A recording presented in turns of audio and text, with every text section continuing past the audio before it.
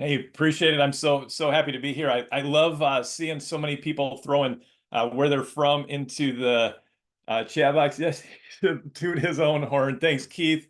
Uh, great to see you here this morning, Keith, or this afternoon, depending where everybody is at, including even all the way from Nigeria. That is awesome that people around the world can connect with these different types of ideas, these ways to make our classrooms better and really to make STEM for all students. The best part is that STEM is not just for the STEM class. STEM is not just for the gifted kids. STEM is not just for kids at a school that says STEM on the outside. It's for every student, and we want to make it for every day. And that's what I really hope to show us and talk a lot about today. Normally, if I'm in person with teachers at a school or a conference, I love having to just be super interactive and asking questions and interrupting and making that two-way dialogue. So definitely use that chat box. I'm following along. I've got the second computer right there. I want to know what your questions are as I'm going through. If you're like, hey, Chris, what's an idea for this? Hey, Chris, help me out with that. Or hey, can you back up to this? Definitely do that. But these slides are available. You'll be able to watch this session over again. You can get the slides. I'll have them on my website as well, so that you can go back through these because you're going to feel like you're drinking from the fire hose. I do go fast because I love to share tons of ideas, knowing that some of those ideas are going to fit you, and some of those ideas are going to fit someone else in your school that you can share with, in your community. And most of all, you're going to come up with something that you can use in your classroom, in your school, even in your home as well. Goals for today, we're going to talk about what STEM does look like, and we're going to talk about what it should look like at schools and that difference between that. And two big questions: why to do STEM and how to do STEM. And I know a lot of you are probably really thinking about that whole how to do STEM, but I really want us to get to focus on the why. And a lot of that why comes from being a very important job what we're doing each and every day. If we're teachers, if we're educators, if we're administrators, every one of us is part of that process to help make things great for those kids to, again, like was said earlier, to help prepare them for a great life in the future. I love being a teacher and sharing my thoughts on play. Yes, we'll definitely talk about some play today, because a lot of education and a lot of STEM really is about play. I just got to say to Education Associates, I really love that idea of helping kids be job ready and life ready. And what a great kind of combination and contrast that is. We're not just helping kids be ready with just the curriculum. There's so many of those soft skills that we need to be helping them be prepared for in the future. And I love their idea of that hands-on discovery and real world skills. I can't wait to share a lot of ideas for that today as we go through. Again, first, I just want to remind you, I am a teacher. I teach high school math, middle school math, science. This year I get to teach a STEM class. I get to teach pre-calc for the first time this year. I'll tell you a little bit more about my school later. It's in Grand Rapids, Michigan. But I've been a teacher for 25 years, but I've always been a nerd. I've always liked all those kinds of nerdy things. I love doing nerdy things in my classroom with my students, even pointing out interesting ingredients that's chemistry related on the back of my deodorant. That's a great connection for my students, and writing formulas on my arms, because I'm not going to be somebody getting a bunch of tattoos, but I can write a formula on my arm, and finding just those ways to connect and engage with kids. I see STEM everywhere. We went to a minor league baseball game this summer, and as I'm looking at the diamond out there on the infield, I'm also looking out past the stadium, and I can see that angle, that big conveyor type part of that piece of industry in that town. And I'm thinking, wow, that's a great right triangle example I can use in my classroom. I'm always looking around. Even there was pizza for sale, and they had kind of a home shape, home plate shape, and it was cut into pieces. And that got me thinking, what are other ways, other shapes of pizzas that we could make? I saw this design on a reusable bag at a bookstore, thinking, how can we talk about the design of things and how things go together, and inventions and the literacy of labeling the parts of things. So I'm snapping a picture of that because I see these examples of STEM everywhere. I see ways that kids, even in our own school, are doing things on their own, to get excited, to make things, to do things, to be creative. And that's what we want. And that's what STEM can do for us. As we start to notice STEM around in our own world, we can start to bring it into our classrooms and help our kids to see that world with STEM colored glasses. Looks like I clicked the wrong way. Lots of teachers do ask me, though, this question: what is that best way to do STEM in my classroom? And although that's a great question, we need to look past that. We need to look beyond that to a bigger, more important question about building a culture of STEM learning.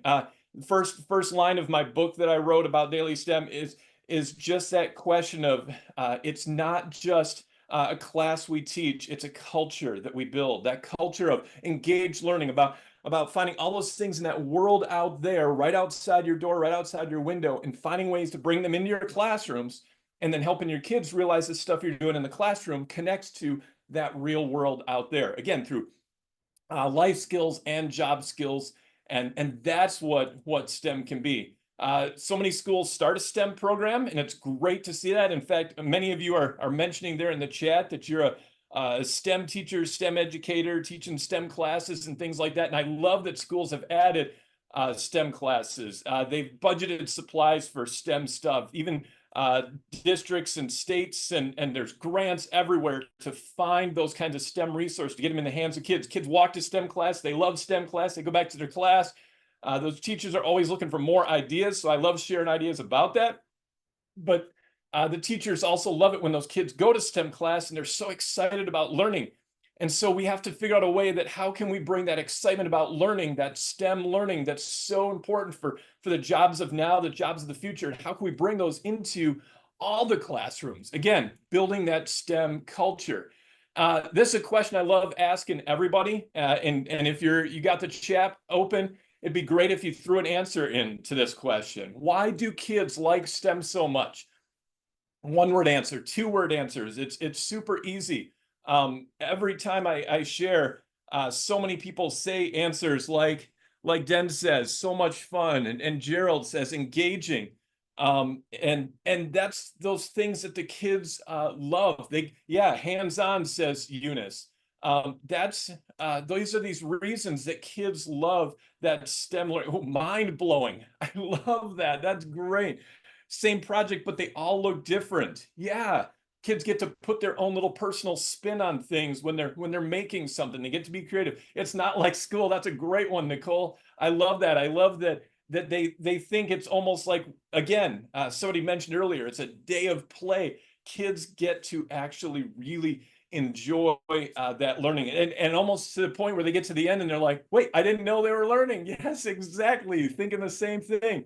And that's what we really are trying to do, trying to help those kids not just get excited about learning, but to truly make that learning come alive for them. They also love making messes and making noise, and STEM definitely has that ability as well. It gets them excited about learning, preparing them for their future, confidence and soft skills, and really STEM can enhance what you're already doing. And Keith, thanks for sharing that. Can I take the extra blank home with me? Kids do. They want to keep going. They want to learn from those mistakes. They want to keep on building and creating and developing. And the kids start to realize, and as educators, we need to realize it's not just robots and rockets. It's not just the 3D printers and the high-tech equipment. Those things are great. Those things are powerful learning opportunities for our kids, and they're very much connected to jobs of the future. But it's all about making learning relevant and real world connected. Yes, it can be expensive. That's another one too.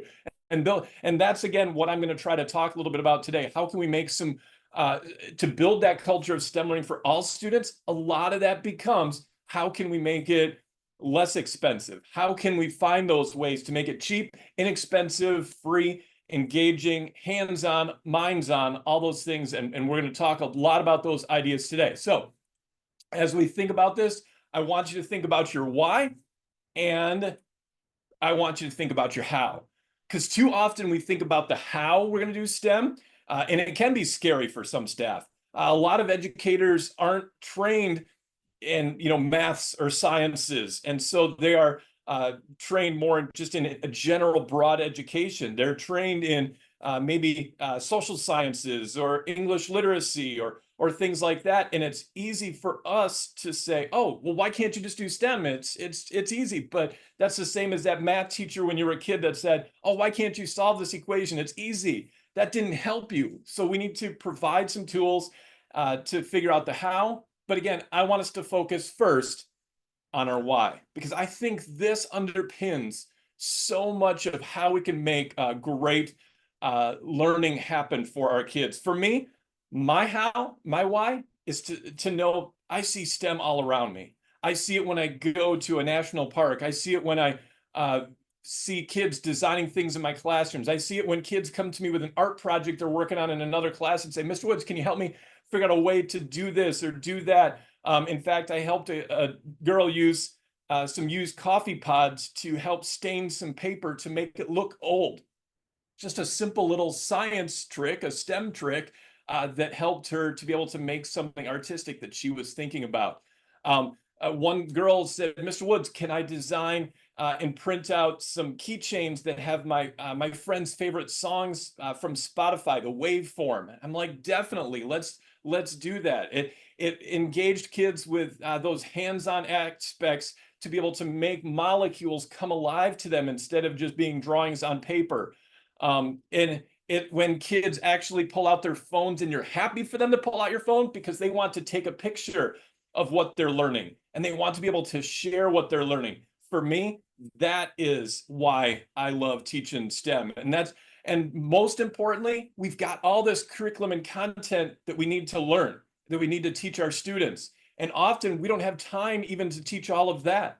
But when we use that curriculum and content to build creativity and collaboration and communication and critical thinking, those other C's that we talk about in education, we're able to teach that curriculum and content more efficiently, faster. The kids actually get it. The kids are going to latch onto it. It's going to stick in their brain. And that's when it really becomes great learning happening. And to me, these are all parts of my why. So I could see a couple people even mentioning some of their whys in the comments, and I love that. Reliving my childhood, yes, definitely, and thinking about even coffee pods for plant starters and cell phones. Yeah, they should be accessible, but we got to figure out that right way to teach kids to be able to use them as well. And again, to understand our world. I love that, Fees. And just thinking about that world, that amazing world that's around us, and being able to do that. So as we think about our why, I definitely encourage all of you to before the school year starts, or if you're in the middle of the school year, stop and think about not just your why for teaching STEM, but also what's your why for overall. Why do you actually come to school every day? It's an important thing to stop and do. Revitalizes us, encourages us, and helps us to be better teachers as well. So let's dive into the how. Keeping it simple is one of the best things we do. Like I mentioned, I snap pictures of things all the time. I was buying some pizza a couple of weeks ago. I snapped this picture of, they had a diagram of how all the pizza cutters, cookers, workers were supposed to cut those slices. And I thought, what a great math science connection I can use for my students. I was at a school visiting and they had used gift cards to make a sign of some words on the wall. What a great way to reuse and repurpose and recycle something. I was at a mall and there was a paper store and they took squares of paper and folded those squares into the middle point, and then just kind of left them a little bit flappy like that and made a cool bulletin board out of that. And I thought, what a cool, simple little thing that kids could do. There's all different types of area. There's types of connections between exponential decay, if you're talking about high school math, but there's simple things you can talk about with the triangle shapes that it creates. Something I've really done more and more over the past few years is just really look for those simple little demos I can do with students that take maybe 5-10 minutes. Oftentimes it's just using 2x4 Legos. Oftentimes it's just taking a piece of construction paper or some graph paper and having kids cut out the pieces of a shape and folding it into a formula, and learning that that formula isn't just on a paper, but it's something that they actually can hold and touch and feel in their hands. Grabbing cereal to use to represent protons and neutrons.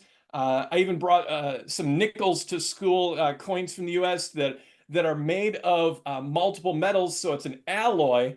But I wanted to ask them, I wanted them to see that if you cut in part into that, that it's all mixed together evenly. And I tell you what, they all remembered what that word alloy was after that. It wasn't just layers of that metal, the two different metals that make up a nickel, but they saw it for real when we cut that apart. Again, there's just so many different ways. And oftentimes I just walk in and I'll type in, demo of this, demo of that. And I'll look through some of those ideas and find some of these great ways, or just kind of thinking up things on my own. What can I do to engage those students with a topic we did yesterday, a topic we're going to do today, something that just sparks their interest.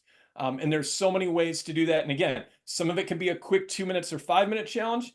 And sometimes it can be a longer project, something like build a habitat to live on the moon or live on Mars. And I did that in my 8th grade science class as we were talking not about space, but about life and what does it take to make a living being, and what is all the requirements to have life in a scientific aspect. So how could they design something that would preserve all those opportunities when someone is in space? Getting some ideas already. I love that. I'm glad for that. And as you start doing that, as you start doing those simple little things with kids and having materials and resources available and not just hidden behind closet doors, your kids will ask you, hey, Mr. Woods, could you help me make a birthday card for a friend of mine? And even if it takes her 5 different iterations before she finally gets it to work, that's that level of perseverance that's so critical for our kids to be learning, that also comes out in a lot of the different STEM learning that we're doing as well. But again, so many of these things come from, not because I've done this for many years. Sometimes I'm just looking up and saying, what are other people doing? How can I take some of those ideas from others, whether those are people down the hallway or those are people around the world? As we've got people around the world here in our session, yeah, we've got great opportunities for all of us to be learning from each other, and social media makes it available, and videos everywhere, and the different things that I've seen that people that are already doing STEM, we can learn from them. Finding that person in your school, I learned a lot from Mr. Heflin. He taught me a lot about making my learning more hands-on and engaging. And I've, again, taken that to try to help other educators. That's kind of what I have chosen to do with some of my spare time. As I go around to schools, I even see different things that they're doing, like having some laundry basket sorters to use to collect recyclables right near the front desk, where parents and families may come in and they can donate supplies for kids to be able to use in those classrooms to do things like that. And yeah, sorting out those ideas can be a challenge as well. We get all those ideas, and some have taken time to be able to stop and go back and sift through those and reflect on them and figure out which one is going to work good is so important. I've got one idea for videos on that later, but also just thinking, how can we add some words in? I saw that was a great idea for classroom. But the more and more that I see those ideas, I realize I'm taking ideas from art teachers and history teachers and literacy teachers, not just STEM teachers, because we all teach all these different subjects. And the more cross-curricular we can be, the more those kids are going to realize that there is purpose to all these different things that we're learning. So again, look for those people around you, look for those ideas that are out there, and start looking for problems you can solve. One of my favorite projects that I've ever seen a teacher do was a school in the Washington, D.C. area. And his class always solves a problem of somebody in the community. And one of the middle school's teachers, she was going to have a baby, but her husband was in a wheelchair and wasn't going to be able to push that stroller. So that STEM teacher had his class design that stroller that attached onto that father's wheelchair. Incredible. Think about those kids making a project like that. Now your kids may not be able to make a project as complex and in-depth as that, but if you look around at your community, find an organization, find a group, find a problem in your own school, find something that you can do to help with whether it's a small group organization, whether it's a huge group, but finding those real authentic problems. And it may also just be that the kids, as they start to see that problem solving is incredible, they're going to come to you with problems of their own. They're going to say, Mr. Woods, I'm using these lights on my project in this other class for this display, this diorama. Can you help me because the lights aren't working? And so we take them apart, and in that process, we talk about circuits. So we talk about all that process of things. And that's when those learning really starts to, again, make things happen as well. STEM has that potential for compassion, to be involved with it. Kids routinely, I don't know if some of you other STEM teachers, but I get kids all the time that say, Mr. Woods, can you help me fix my glasses? So I've always got super glue. I've always got small screwdrivers. I'm sure some of you deal with some of those same kind of things. We grow plants in our classrooms because we know that some of these kids have never planted things before. And I want them to realize, number one, how easy it is. Number two, that they can take those things home with them. And number three, that we can even grow those outside in our small little spot that we've got outside of our school, and make some really yummy food. And it doesn't matter where you are. You can do things like that. It's about design thinking. And seeing those things around there. Emergency Halloween costume repair. That's awesome. I love that. In fact, my daughter has worked at some theaters, and one of the great opportunities that she's had to do is to fix costumes for the different productions that she's been in and been part of, and even some light up costumes for if you've ever been to Tennessee and any of the Dollywood type things. There's some light up costumes that are definitely a combination of STEM as well. But getting kids to realize, how are things made? Even it could be as simple as taking apart a 25-cent toy and labeling those parts and seeing what kind of things happen inside, bringing their cultures into the classroom and figuring out ways that you can combine that even simply. I mentioned I teach at a school in Grand Rapids, and my school is a Spanish-English dual language school. So kids learn half the time in English and half the time in Spanish. I'm still working on my Spanish language, but I'm loving that opportunity, and I'm loving to learn more about Latino culture. And one of the things kids mentioned to me one day was about chocolate flan. And I was like, well, what's that? And they tried to explain it to me. I was like, well, I'm going to go home and try to make some. And they're like, really, Mr. Woods? And I'm like, yeah. And so I go home and I find a recipe, and I do it, and it is an amazing, yummy food, of course, dessert. If you've ever had chocolate flan, you know what I mean. But it's a really cool density science experiment, because you actually pour in the chocolate cake into the mold first, and then you pour in the flan mixture, and the flan actually sinks to the bottom, and the chocolate cake actually rises to the top, and then you flip it over when you're done. But it's a great density example. So of course I bring it the next day, and I'm like, hey kids, look what I made. And they're like, you actually made this for us? But they also were excited when I started telling them, hey, this is actually how you make it. And it's density, which is a science idea. And you can bring those cultural aspects in those simple ways, to be able to highlight that and to show that it doesn't matter where you're doing STEM. STEM is still part of everything worldwide. So you're looking for those ideas, you're finding other people to find those ideas from, to learn from. Think about how you can build it up. And oftentimes it'll start with a question from a kid. Hey, Mr. Woods, how does carbon fiber work? I was fixing a part on my car last night, and it had some carbon fiber stuff. I never knew how it was made, so let's look it up. And we watched a quick, 5-minute how it's made video. How it's made videos are great for showing in class. They're quick, they're 5 minutes long. You can show them at the beginning, middle, end of a day, whenever kids just need a break. And so much of them are filled with science and the technology behind it, the engineering to make things happen. And they're always really interesting to see how the products we make and use every day are made. And so we found one, we watched it, but as I find those things, I add them to YouTube playlists. And if you have a Google account, you can easily have a YouTube account. And when you have a YouTube account, you can press those 3 dots down below, and you can save those videos that you find to a playlist. And that's one of my favorite tips to be able to do, is because when we often see a video, maybe you're scrolling, maybe a kid shows you a video, maybe you use a video one year in your classroom, and you're like, I hope I remember this next year. or you bookmark it on a particular computer and then that computer breaks and then you're like, oh, my bookmarks were back there. If you save it as a playlist, you can always go back to that playlist and you can make playlists based on careers, based on units that you're teaching, based on topics.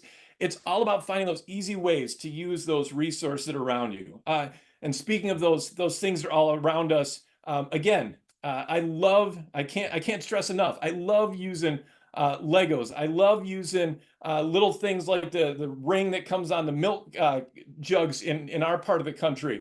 I love just making real challenges for my kids. We were watching something about parachutes on a MythBusters Junior episode. They made a duct tape parachute, and I was like, we can't make a duct tape parachute, but hey, do you want to try making parachutes? And the kids were like, yeah.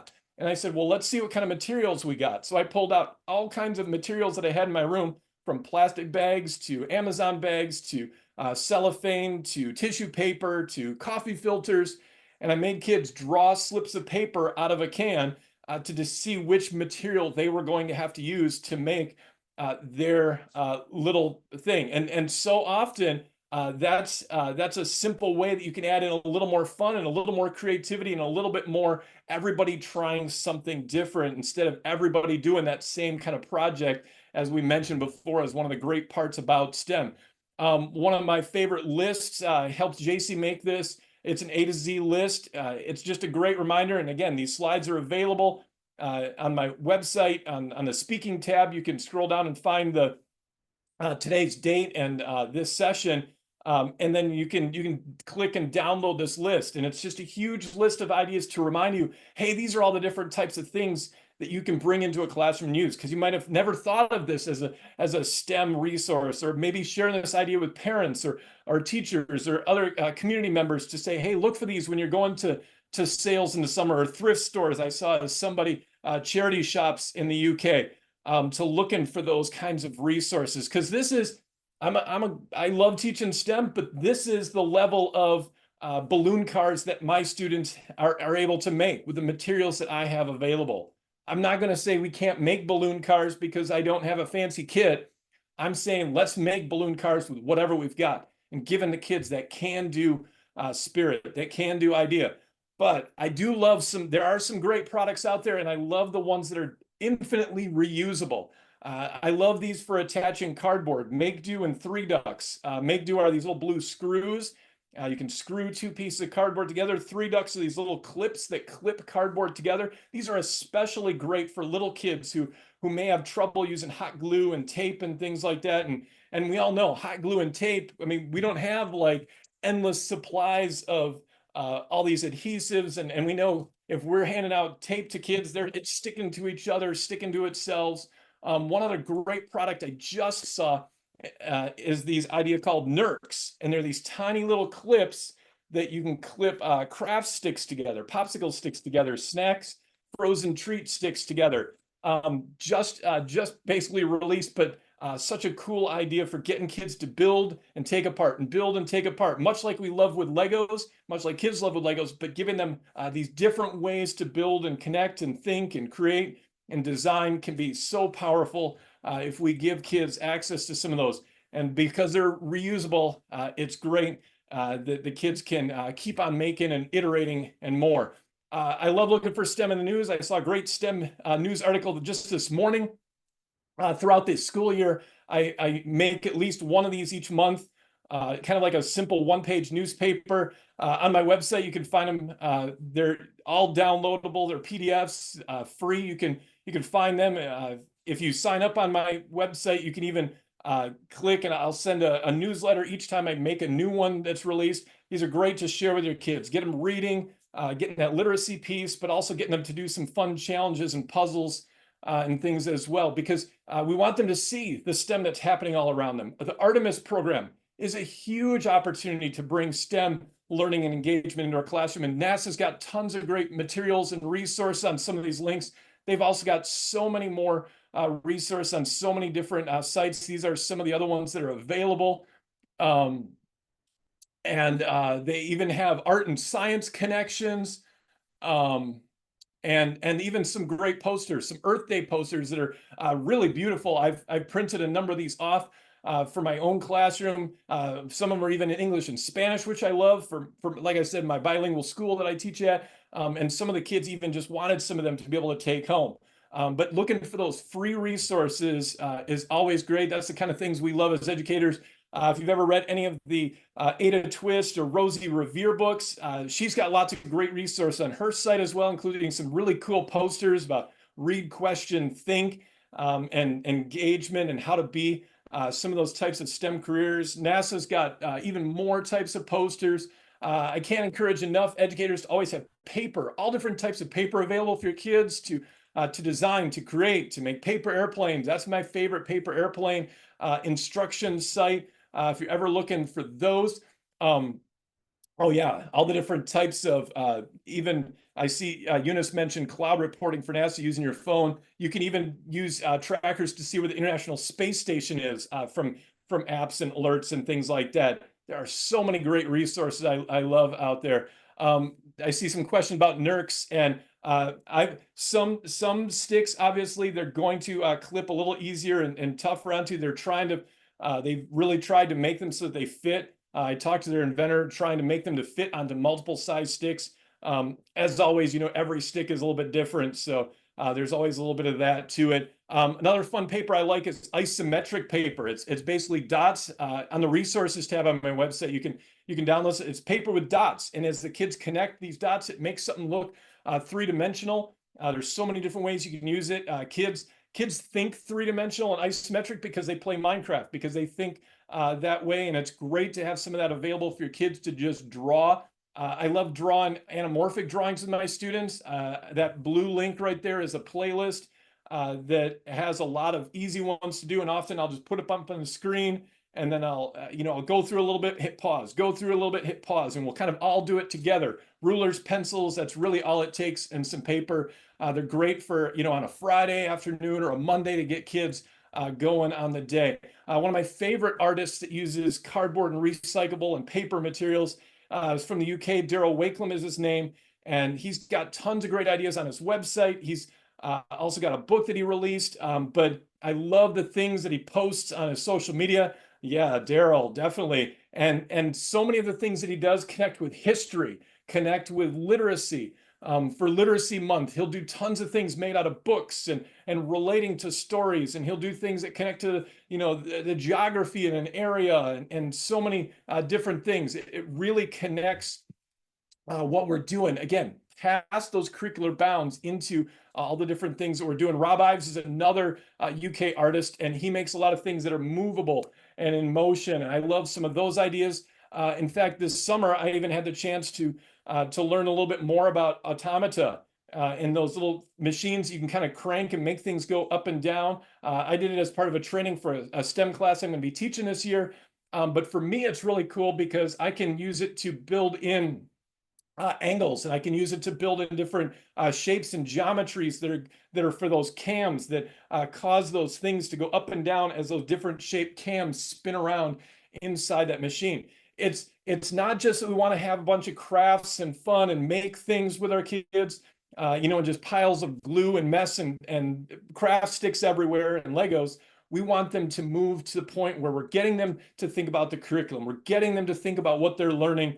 Always, what is the goal? What is the lesson that we're trying to learn? What are the standards that we're trying to teach in these things as they're learning these soft skills, as they're learning the creativity and the collaboration and the critical thinking skills, but building it into these authentic challenges. And again, that's where you can bring in some of those problems. You can bring in some of those real world situations from your towns, from your communities, from around the world. Scrappy circuits are a great simple way, again, simple ideas to make electronics and circuits come to life.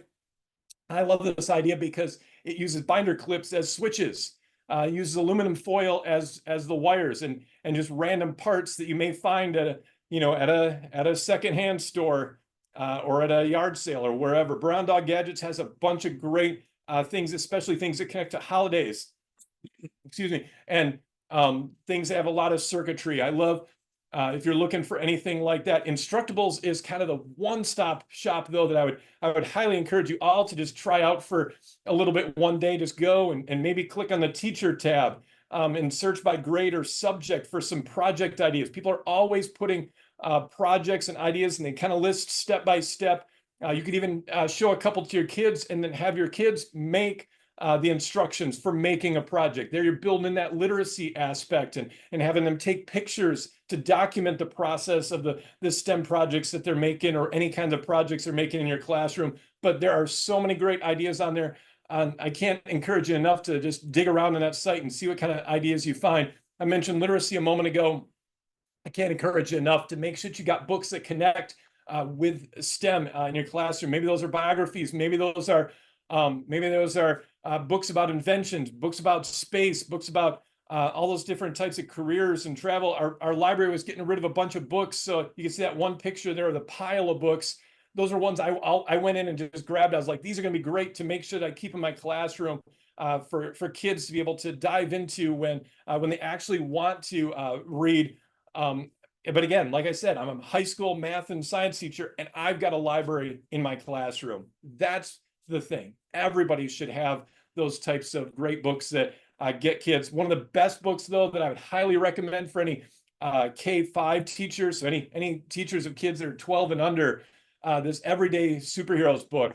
There's 26 different careers, profiles 26 different women doing amazing careers, tells a bunch about career aspects and exploration. Just a super book. I would highly encourage it for any classroom. Somebody mentioned games earlier. I love looking for games. I'm always finding games and bring those into my classroom. Whenever kids have spare time, I'm like, don't play a game on your Chromebook. Don't play a game on your device. Grab a game and play together. I always like to have a puzzle out in my classroom for kids to be building and putting together. At the end of last year, I was teaching my students some different card games. And some of them were even learning how to shuffle cards for the first time as high schoolers. But just to get them to play together, to think probability, to think counting, to think numeracy. There are so many skills, taking turns even for the littlest kids in our classrooms. I love talking about data. We so often do those fake story problems in math class or science, but encourage kids to get real data. Data from sports teams in your area, data from the weather, or how much rain you're getting or not getting. The water bottle fillers in a lot of schools keep track of the amount of bottles that get filled. And sometimes it can be their high scores in a video game. Anything that you can do to make that learning situation come alive for those kids, because every learning situation is different. So we've been talking about a lot of ideas. There's always so many more ideas. Again, I've looked up and found so many different ideas. Sometimes you don't have time for every idea. So sometimes you want to just say, hey, kids, write this idea down, something you want to learn about later, something you want to do later, so we don't forget. Let's get back to it and make sure. And me as a teacher, like somebody mentioned earlier, I've got tons of ideas saved, and I just need to go back through them. Yeah, we do. We need to find those projects, those ideas that we see other teachers doing and say, how can I tweak that? How can I make it work in my classroom? How can I find the ways that I'm already doing STEM in my curriculum and just accentuate it a little bit more? That's a great idea that somebody told me one time about just that idea. There's already those opportunities. We just need to find them and almost magnify them, accentuate them to make them more exciting. Now, share your success. I really want to make sure that I remind you that when we're doing these great things, snap pictures of what we're doing. Look at the other classrooms in your school, seeing what are they doing. When you see an idea, share it with your colleagues. If you see a project and you're like, hey, this is a great STEM connection to art, I'm going to send this to the art teacher. I do that all the time. I'm looking for those ideas that I can share with others. When I shared Daryl Wakelam with our art teacher, she got her students all making stuff out of cardboard. And one of my students in his art class made Wally out of cardboard. I love that. And I got to look at that and say, hey, great job what you're doing. When kids are showing you the incredible things that they're making or the STEM that they find in their world, pull out your phone, snap a picture of it, share it. They're going to be excited. They're going to think you're going to make them famous. They think that when I take a picture of this stuff, Mr. Woods is going to make us famous on X. But no, it's all about making them feel like what they're doing or things that they notice are special. Just like for me as a kid, it was bringing home something I had done and my mom or dad putting that on the fridge so that the whole family could see that. And again, if your school has social media, use it. Share those things you're doing with the community so the community can see the great things you're doing with kids And the parents are going to see those things and they're going to say, hey, I didn't realize STEM could be that easy. I didn't realize that I could just look for those things my kids are interested in and figure out a way to make it ignite some more passion for learning. That's what STEM does, especially as we start thinking about how to connect it with home. And I know we're getting close to the end. I'm going to wrap this up real quick. But think about how to make classroom at home even happen. Thinking about how you encourage families to do STEM, thinking about that cooking and building and fixing and growing things is STEM. Thinking about games and feeding nature, animals, birds, making crafts. These are all types of STEM. Parents often think that STEM is, again, just like so many of us think, it's robots and it's rockets and it's 3D printers, but it's not. We talk about reading with our kids. We say, parents, read to your kids. We need to tell parents, do some STEM with your kids. Find those ways to make it engaging. Just find a trip to go on. See those things around you in the community. Go on a walk with your family. On my website, on the resources tab, I've got 3 lists of 77 ideas, just simple ideas that work great for you as educators. A lot of educators print these out, keep them near their lesson plan book, and use some of these ideas in their classrooms. Hopefully, I'm going to turn these and even more into book number 2 fairly soon. But also, these are great to share with parents, with families. Get them those ideas so that they know that STEM learning can happen anytime. It can happen when they're fixing a bike. It can happen, it doesn't matter wherever they are, at a museum, taking a trip, or whatever. STEM and music. I can't encourage, check out that Chrome Music Lab. Our band teacher at our school is incredible for thinking of ways to fix the different instruments that he's got for those kids. He's one of our best STEM teachers in our school just by doing that. Comparing the writing and making process. I love this graphic because when we write and make rough drafts, we see that making process of iterating is that kind of same idea. Again, these slides are all available on the website. You can go back and you can grab these and find these for yourself. I love all those daily type games you can do, Wordle and things like that. Set is a great game. Strands is one my students have loved doing. I'll put these up on the screen and do them together with my students. The connections game. Did you know you can make your own connections if you've tried that? That's a fun way. I did one last year with just different elements that we were studying in our science class. That's a great resource for that. PHET simulations are great if you don't have access to labs or materials, especially a lot of different types of electricity and chemicals and things like that maybe don't work in every single classroom. But I've also got on my website a links tab that you can click on. There's 40, 50, 60 different links. So many of them just free places you can go and simulate robots, simulate a spirograph, simulate gears, simulate so many different things that get kids engaged with actually good things instead of just playing games. And one of the last projects I love to share always, every time that I talk about STEM and making it happen in our classrooms, is one year I always would have my students trace around their shoe, and then we would estimate the area and perimeter of the shoe. Very simple. It was great for 2-dimensional types of geometry. But one of the kids asked one year, Mr. Woods, can we make some shoes? Wouldn't that be fun? And I was like, yeah, that would be fun. I think we got some time. Let's try it. So I get out of the cabinet, I get paper, cardboard, everything I got, give them some glue, give them some tape. And what do you know? These kids started making these incredible different shoes. They started coming up with all these different ideas. As I started sharing pictures of those, other teachers saw it and said, hey, I can do that with my kids. And I love this twist on it. They took this and made shoes for a cause, and they themed them around different things. And they even auctioned them off to raise money for a community project. Again, making something, connecting it to content and standards, and then also bringing it back to how to make a difference in their world and in their community. And a lot of times that's what we have to do as STEM educators. We may look and we may see those ideas. Let's copy those ideas, especially as you're just getting started. Copy them, try them out with your kids. And the more you get comfortable, the more you gain confidence, you're going to start to change, adjust. And eventually you're going to be creating your own project. You're going to be the STEM all-star educator in your school, in your community, that other people are going to say, hey, I want to learn from you, Keith. I want to learn from you, Nicole. I want to learn from all of you. But it's not about the kits. It's not about all the special resources and things we can buy and wait for a grant to get them. It's all about those kids and whatever we can do right now with them each and every day. If you want to hear some more great ideas from more educators, I do interview them on my podcast. There's so many different ways that we can learn from that. Number one, though, a couple things to wrap up. You are superheroes. Remember, whether you're starting a year, in the middle of the year, ending a year, you are a superhero to those kids. Keep on being that superhero, helping them out, but helping them to learn. It's more than that STEM program and STEM kids. It's not just a big job. It is a really tough job. It is tough. It's tough for me each and every day. Just like we tell kids to be a better reader, you have to read, read, read, read, read. If they want to be better at STEM, they've just got to be try more STEM, and we've got to provide them more opportunities to do more STEM. Make do with what you got.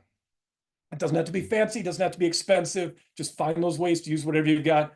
And like I mentioned at the beginning, it's not just a class that we teach, it is really a culture of learning that we're going to build in our classrooms and make it for every kid in every classroom every day. That's when it's really going to work out. And as Rick Astley would say, he would never give you up, let you down, run around and desert you, make you cry, say goodbye, or tell a lie and hurt you. Just because of that. I am always happy to help if you need to connect with me. My website's dailystem.com. You can email me, dailystem@gmail.com. Again, all these slides are available on the speaking tab on my website as well. I'm always happy to help, especially if you're like, hey, Chris, what was a particular idea? Or Chris, you got an idea for this or that? I'm always happy to help too, or connect with me on social media too. I know we got a little bit of time here. Felisa and I'm so happy you let me talk for a little bit. Holy cow, I'm tired. Yeah, there's so much. You're not talking, you weren't kidding about the fire hose, but gosh, they're really, I think the big takeaway and what I'm seeing in the chat from everybody is yes, yes, and yes, that there is STEM that can be done every day. We love it because so many of the jobs that we're prepping kids for with our project discovery materials and everything are STEM related jobs. And like you even just mentioned, just one person was asking, saying, how can we do this to relate back out to the community? I mean, there are just some really great schools we work with that do in preparing kids for jobs, especially kids with special needs, giving them real life experience in being a barista, because they start up a coffee shop and now they're providing coffee for, but there's a lot of STEM within being a barista. Oh, the temperatures, the ratio of putting everything in, the thinking of the prices and how much money it costs, and are you actually making money? Or it's endless. Anything you do. Another group was using our greenhouse kits and so forth, and they were growing vegetables. I mean, obviously that's like a super STEM right in your face, but then they were being able to either sell those vegetables or give them out to food banks in their community. Yeah. Right. So there's a lot of ways around that. Lisa, did you pick up on anything else you wanted to kind of chime in and share? There was so many. I was going to ask you, Chris, what's your favorite? If you could do a STEM activity over and over and over and never get tired of it, what would you say is that activity? Well, I mean, I did mention the shoe project. I mean, just because I love that. And I will say this, after I did that, because I wasn't planning on doing it, I mean, like so often it's just, let's just do something spur of the moment and figuring out that, hey, now all those kids are gonna have a better grasp of three-dimensional geometry when we got to it later on in the year. And it helped so much.